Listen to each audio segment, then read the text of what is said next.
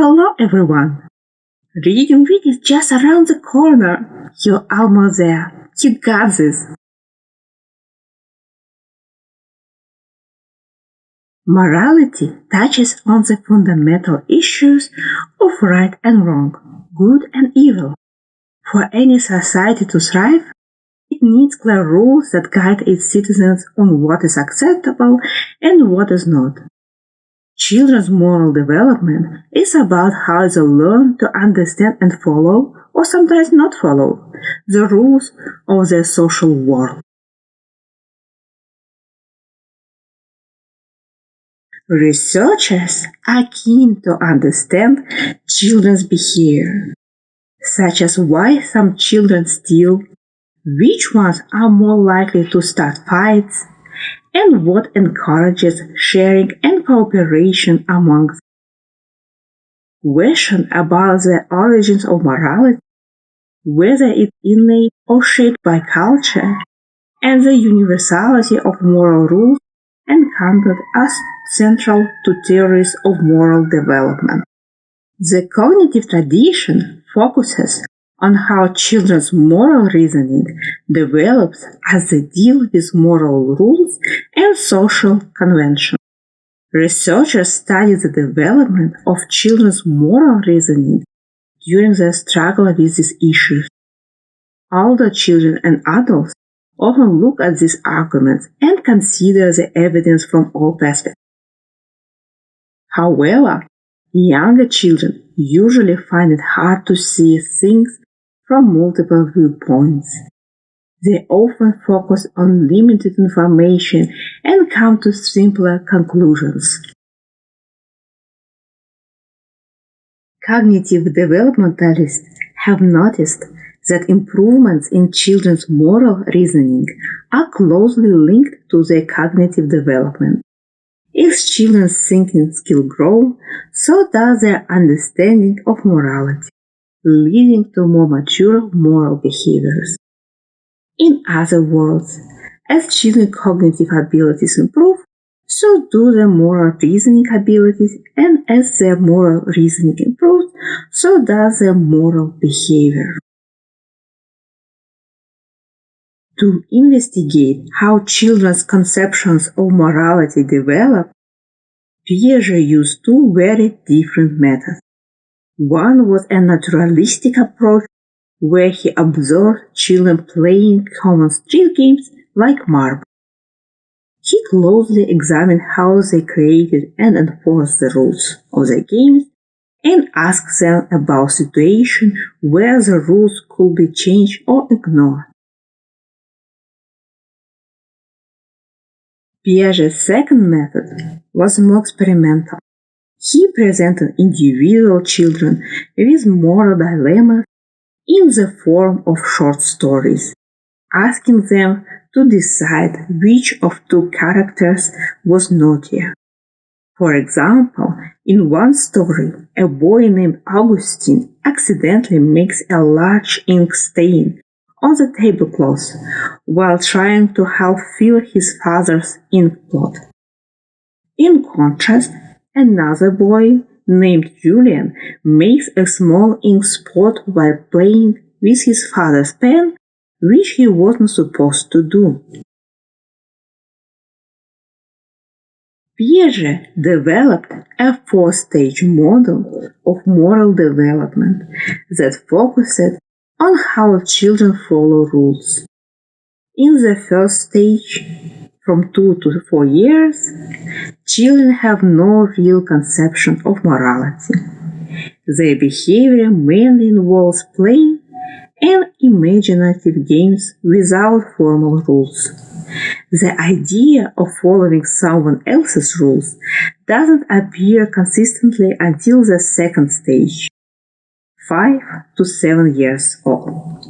When children start following rules, they see them as an absolute commands from authority figures, usually parents, that cannot be changed. This stage is called the stage of moral realism. Children in this stage do not question the purpose of correction of rules. even if they don't like following it.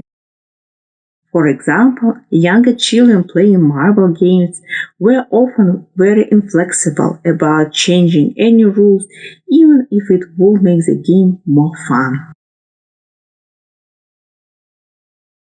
During this stage, children believe in immanent justice, meaning they think punishment must always follow when a rule is broken.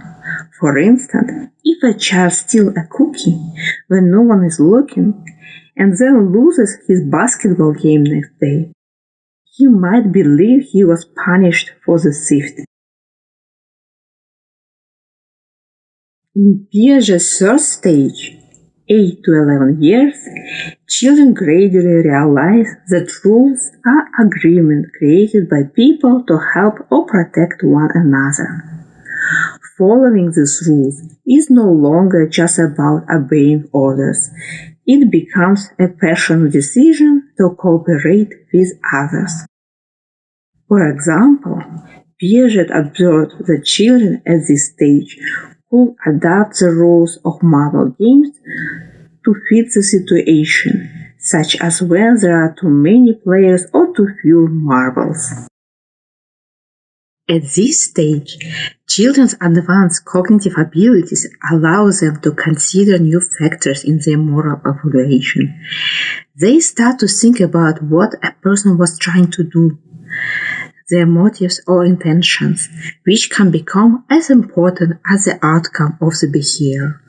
As children grow older, they are more likely to judge Julian's forbidden behavior as naughtier, even though it caused less damage, because they understand the intention behind the actions.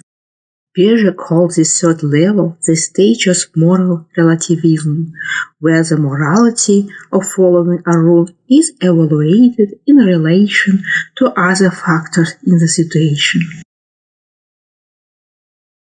In the final stage, which Piaget discussed only briefly, children become capable of developing new rules when needed. They also begin to extend their moral reasoning beyond personal situation to larger social and political concerns. Kohlberg's research approach used moral dilemmas that required participants to identify and rationalize their behavior in response to morally ambiguous situations.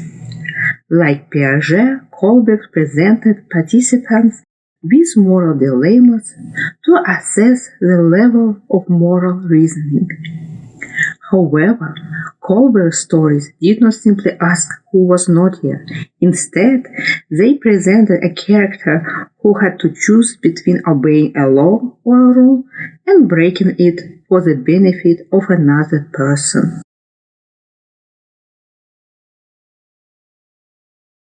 For each dilemma, the child is asked what the character should do and why.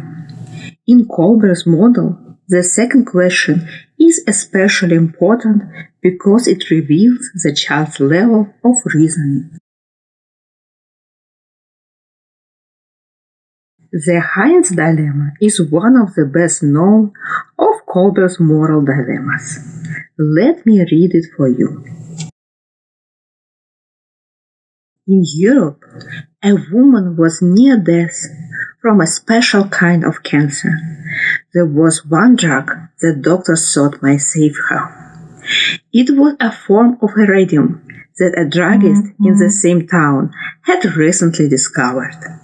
The drug was expensive to make, but the druggist was charging 10 times what the drug cost him to make. He paid $200 for the radium and charged $2,000 for a small dose of the drug. The sick woman's husband, Heinz, went to everyone he knew to borrow the money, but he could gather together only about $1,000, half of what it cost.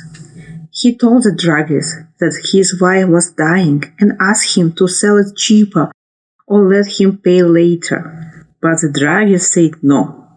I discovered the drug and I'm going to make money from it. So Heinz got desperate and broke into the man's store and stole the drug for his wife.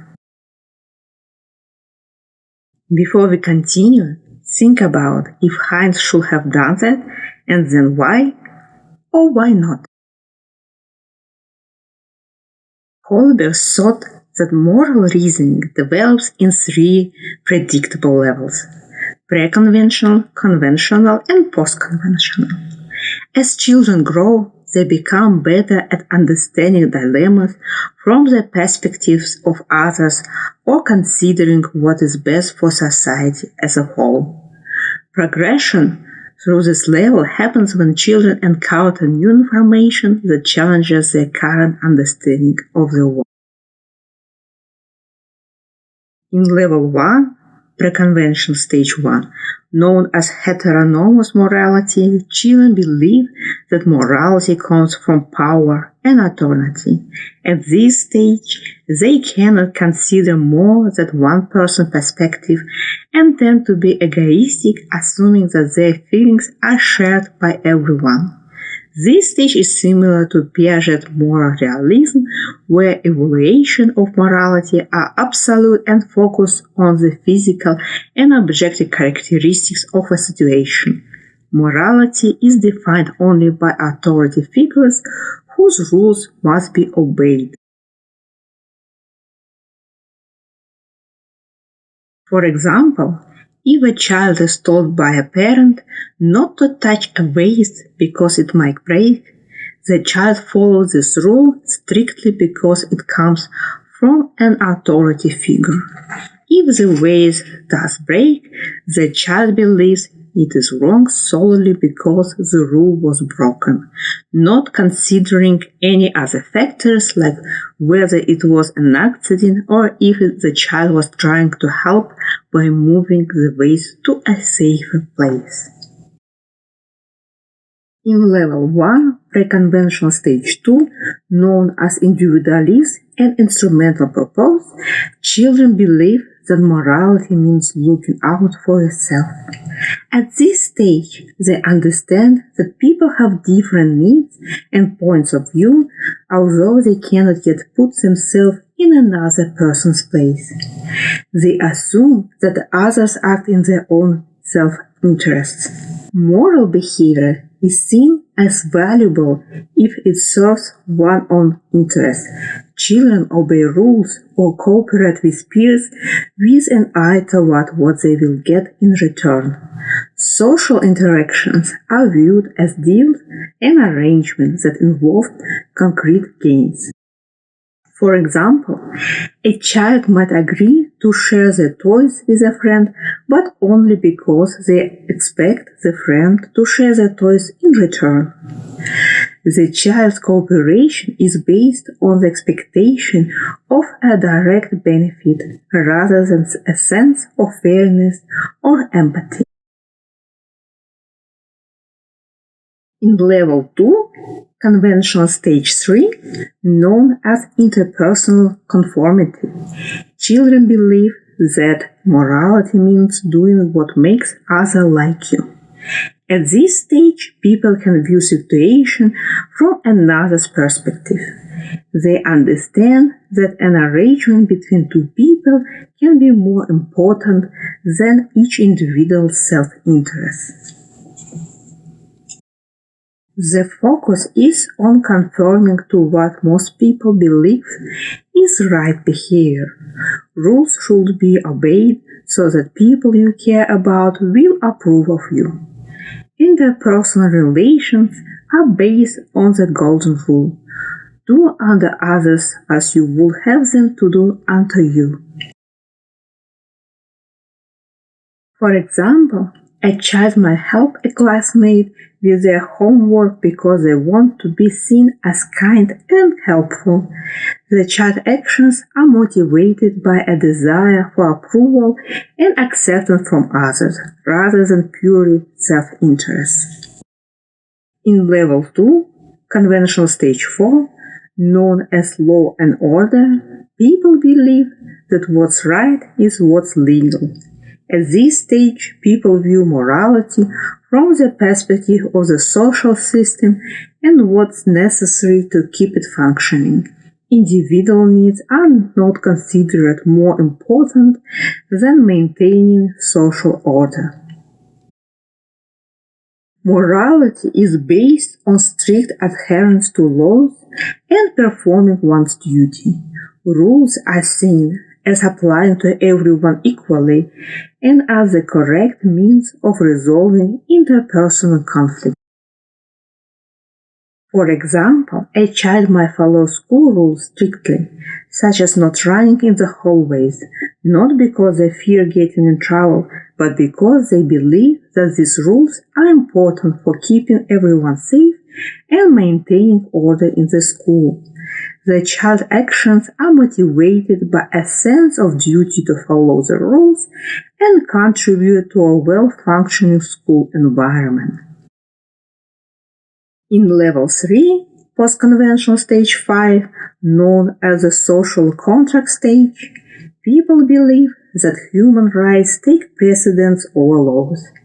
At this stage, people take the perspective of all individuals living in a social system. They understand that not everyone shares their values and ideas, but that everyone has an equal right to exist. Morality is based on protecting each individual's human right, with an emphasis on maintaining a social system that does so. Laws are created to protect individual freedoms rather than restrict them, and they should be changed when necessary. Behavior that harms society is considered wrong even if it's not illegal. For example, a teenager might advocate for changes in school policies that they believe are unfair for certain students. They may argue that everyone has the right to be treated equally and that the current rules do not protect this right. Their actions are motivated by a belief in human rights and the need to create a fair and just social system. In Level 3, post-conventional stage 6, known as universal ethical principles, people believe that morality is a matter of personal conscience. At this stage, people view moral decisions from the perspective of personal principles of fairness and justice. They believe that each person has personal worth and should be respected regardless of the ideas of characteristics. The progression from stage 5 to stage 6 can be seen as a shift from a socially directed to an inner directed perspective. Morality is based on universal principles that are above the law, such as justice and respect for human dignity. Human life is valued above all else. Almost no one reaches this level. Kolbe's theory has faced several criticisms. While his stage sequence has been supported by considerable research, findings of whether individuals are consistent in their moral reasoning across different situations have been mixed. The issue of universality is complex. Although Kolbe's model allows for cultural variation, his measures often fail to capture moral issues and concepts found in non-Western cultures. For instance, the cooperative perspective in China contrasts with Kolbe's emphasis on choosing between the individual and society. Kolbe's method of assessing moral development has also been criticized for being biased against women's way of moral reasoning. Specifically, Carol Gillian argued that justice reasoning is more common among men, while a care orientation is more common among women, sparking a heated debate. Kolbe thought that the moral reasoning of females generally was not as advanced as that of males. Research suggests that care appears more frequently in female responses, but there is little evidence of significant gender differences in responses to Kohlbergian dilemmas. Lawrence Walker reviews 80 studies with 152 samples, totaling 10,037 participants, and found no gender differences in 86% of these studies. Following the tradition of Piaget and Kohlberg, Turiel proposed that children recognize three domains of social cognition: the moral domain, the social domain, and the personal domain. The moral domain deals with people's rights and welfare, covering issues like lying, stealing, and killing. The social domain involves social conventions or rules that guide everyday behavior and maintain order, such as being polite, wearing appropriate clothing, and addressing people with proper titles. The personal domain includes individual preferences that do not violate the right of others or harm them, and are not socially regulated. Turiel believes that children can differentiate between these three domains at a relatively young age. For example, by age 3, children can recognize that moral transgressions are more serious than social missteps. The understanding of these domains is strongly influenced by context and experience. This model suggests that despite cultural differences in social conventions, children in all cultures will distinguish between the social and moral domains.